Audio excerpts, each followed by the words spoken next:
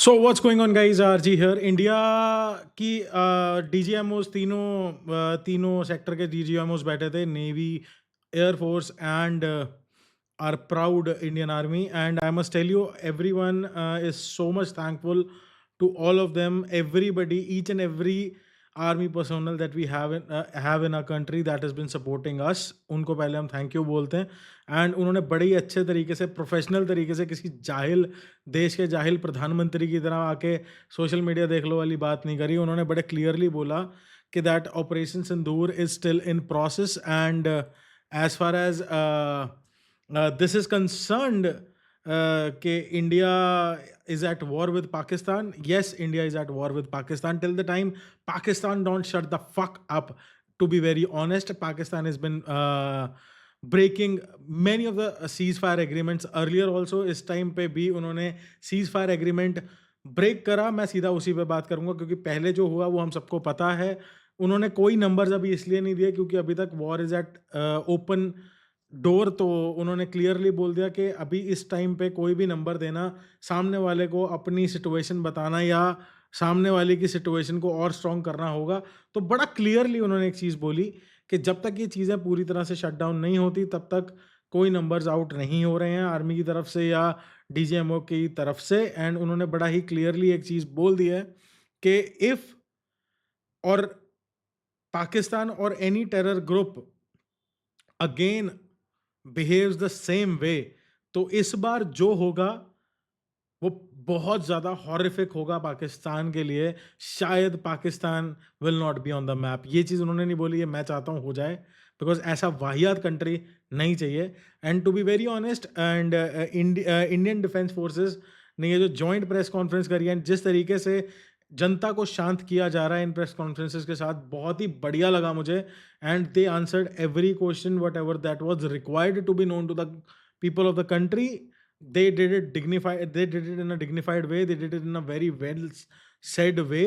and to be very honest, Indian army के ऊपर हमें हमेशा प्राउड फील हुआ है। एंड इंडियन आर्मी ने हमेशा अपने लोगों की रक्षा तो करी है। बट इन्होंने एक चीज़ बड़ी अच्छी बोली, हमारे जो डीजीएमओ नेवी हैं उन्होंने बड़ा क्लियरली बोल दिया कि we are given certain targets. हमने वो टारगेट्स अचीव तो किए हैं, लेकिन हमारा जो पहला प्राइम फैक्टर है वो ये है कि हम पीस मेंटेन करें।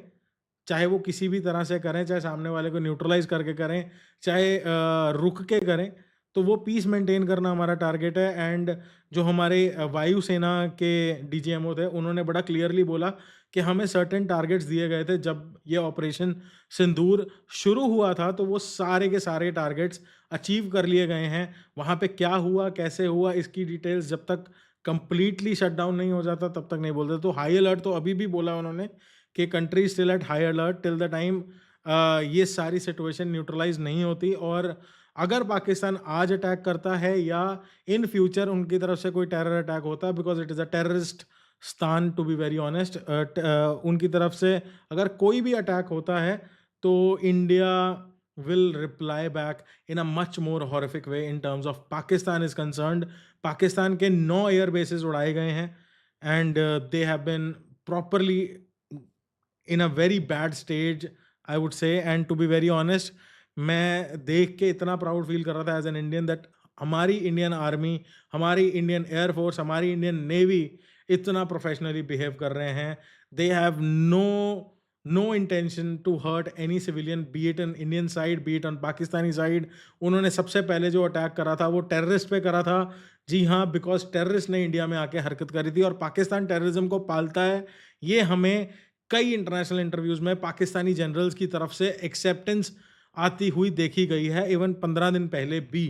टू बी वेरी ऑनेस्ट, चाहे जो भी हो, उन्होंने बोला कि पहले हमने टेररिज्म का जवाब टेररिज्म को दिया, लेकिन अगर पाकिस्तान ने उसके बाद इंडियन मिलिट्री फोर्सेस को अटैक करने की कोशिश करी, जो कि नाकाम कर दी गई डिफेंस सिस्टम के द्वारा, तो उसका जवाब इन्होंने उनके 9 मिलिट्री बेसिस को निस्तो नाबूद करके ही दी है। और उसके बाद अगर हम बात करते हैं कि अगर इस बार पाकिस्तान फिर से कोई नीच हरकत, कुत्ती हरकत, कमीनी हरकत या सीज फायर वायलेशन को आगे कंटिन्यू आज का दिन के लिए भी करता है, तो इसका रिजल्ट बहुत ज़्यादा हॉरिफिक होगा पाकिस्तान के लिए। ये बड़ा क्लियर इंटेंट के साथ एक मैसेज और अपना पूरा इंटेंट बता दिया है। जहाँ तक मुझे लगा कि ये प्रेस कॉन्फ्रेंस ने काफ़ी चीज़ें क्लियर की हैं एंड मेरे ख्याल से अभी भी आपको यही बोला जाएगा कि रात के समय जो बॉर्डर एरियाज़ पे लोग हैं, अपनी लाइट्स को थोड़ा बंद ही रखो, एसी-वेसी चलाओ, पंखे चलाओ, लेकिन लाइट्स को बंद रखो सो दैट कोई ऐसा मिसहैपनिंग उस जाहिलों की तरफ से ना हो जाए।